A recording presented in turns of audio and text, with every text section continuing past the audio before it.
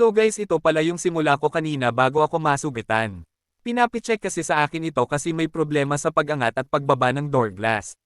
Sa pag-angat at pagbaba kasi ng door glass nito guys ay bigla na lang parang may sumasabit.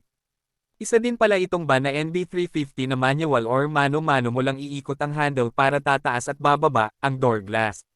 Yung ginawa ko sa nakaraan na NB350 guys na may problema sa automatic power window ay iisa lang ang owner nito. At ngayon dahil magaling tayo Hindi kaya ang totoo owner yan. ay satisfied. Sana all. At dito guys chine-check ko na kung saan banda yung parang may sumasabit sa pag-angat at pagbaba ng door glass.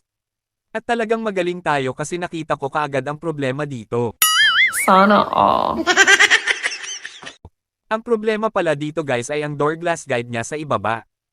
Pudpud na pala ang karugtong nitong bahagi dahil kinalawang na pala at nabubulok na. Kaya ito ay bumagsak na at naging sagabal sa pag-angat at baba ng salamin. At ngayon dahil tayo ay magaling. Sana all. Gagawan ko sana ng karugtong kaya tinanggal ko ang kabilang door glass guide sa right hand door. At ayun na ang sanhi ng pagkasugat ko guys. Nawala tuloy yung aking pagka-Superman. Napasobra kasi ang ating pagkamayabang.